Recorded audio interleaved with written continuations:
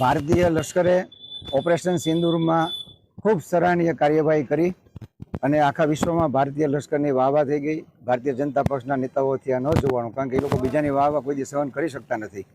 એ દરમિયાન kernel Sofia Qureshi કે જેમણે સ્પોક્સપર્સન તરીકે અને યુદ્ધની પછી સર્જિકલ સ્ટ્રાઇકની બધી જ એમના મારફત જાહેરાતો થતી હતી, એમના મારફત એકદમ સચોટ રીતે ભારતનો પક્ષ રજૂ કરવામાં આવ્યો. એમને પણ આખી વિશ્વએ ખૂબ સારી રીતે આવકાર્યા. એમને ખૂબ સચોટ રીતે એમની રજૂઆતો હતી. એટલે ભારતીય જનતા પક્ષના અમુક નેતાઓને એમના ગુણધર્મો પ્રમાણે બીજાનું સારું જોવાની ટેવ નહીં હોવાને કારણે અત્યંત લાગી આવ્યું.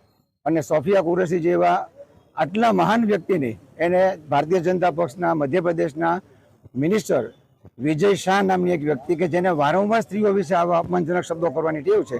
આ પહેલાં એમણે મધ્યપ્રદેશના ભારતીય જનતા પક્ષના મુખ્યમંત્રી શિવરાજસિંહજીના પત્ની વિશે પણ અભદ્ર ટિપ્પણી કરેલી અને એમને મિનિસ્ટરે કાઢી મૂક્યા હતા. એ પછી રાહુલજી વિશે પણ અભદ્ર ટિપ્પણી કરી હતી.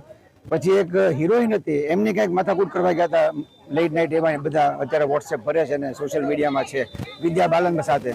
એટલે એમની આવી કુટેવો કરવાની, આવી ચેષ્ટા કરવાની ટેવ છે. એમનેથી સોફિયાજીનું આ ન સહન થયું. એટલે સોફિયાજી વિશે અત્યંત ખરાબ ટિપ્પણીઓ કરી કે આતંકવાદીઓ, એમના ભાઈઓ આતંકવાદીઓ છે એમ કરીને સમગ્ર લશ્કરનું અપમાન કર્યું છે. ભારતીય સેનાનું અપમાન કોંગ્રેસ સહન ન કરે.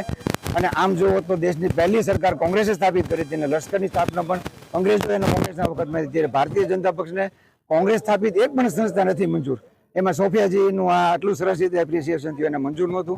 એ દરમિયાન ડોનાલ્ડ ટ્રમ્પે જે જાહેરાત કરી યુદ્ધ વિરામની, એમાં ભારતીય જનતા પક્ષની ખૂબ જ નાલેશી થઈ અને સિમલા કરારનો સરેઆમ જાહેરમાં ભંગ થયો. તો ભારતીય જનતા પક્ષ વિશ્વમાં જવાબ ન આપી શક્યું. સંસદ બોલાવીને સંસદમાં પણ જવાબ આપી શકતા નથી. એટલે ચારે બાજુ દેશમાં એમની વિરુદ્ધનું વાતાવરણ થઈ રહ્યું હતું. એટલે લોકોનું ધ્યાન ભટકાવવા એમના આ મંત્રી કે જેને આવું વારંવાર વાણી વિલાસ કરવાની ટેવ છે, વિજય શાહ, એની મારફત આવું સોફિયાજી વિરુદ્ધ અત્યંત અભદ્ર ટિપ્પણીઓ કરાવી. આજરોજ ભાવનગર શહેર કોંગ્રેસ, યુવક કોંગ્રેસ, મહિલા કોંગ્રેસ, NSUI બધાએ સંયુક્ત રીતે, અમારા દલિત ભાઈઓ બધાય, ઇકબાલભાઈ આરબની આગેવાની નીચે બધાએ આજે આ બાબતે વિરોધ પ્રદર્શન રાખ્યો હતો. એમના પુતળું બાળવાનું હતું. પણ હવે ભારતીય જનતા પક્ષને, ભાવનગર પોલીસનું એવું છે કે ભારતીય જનતા પક્ષને બધી છૂટ છે, કારણ કે ટેક્સ એ લોકો જેટલા ભરે છે એ લોકો માને છે. એટલે એ લોકો પુતળા બાળે છે વારંવાર અને ખોટા બાળે છે પોતા હાઇલાઇટ થવા માટે. ત્યારે આજે અમે દેશના સૈન્યના આત્મગૌરવ માટે, દેશમાં આત્મગૌરવ માટે અને ભવિષ્યમાં આવા વાણી વિલાસ ન થાય એની તકેદારી રોકો લાગે, એ માટે મેં આજે પુતળા દહનનો કાર્યક્રમ રાખ્યો હતો. પણ પોલીસે બળ પ્રયોગ કર્યો છે, અમારા મહિલાઓને માર્યા છે, યુવાનોને માર્યા છે, યુવાનો ઉપર હાથની ઈજાઓ છે.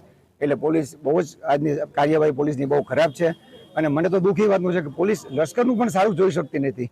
પોલીસે પણ સ્વતંત્ર થવાની જરૂર છે. અને દરેક પોલીસ જ્યારે નોકરી જોઈન કરે છે ત્યારે કાયદાના અને ભારતના બંધારણના સોગંદ લે છે. એને વફાદાર રહેવું જોઈએ અને દેશના નાગરિકને એના પૂરતા વિરોધના અધિકારો આપવા જોઈએ.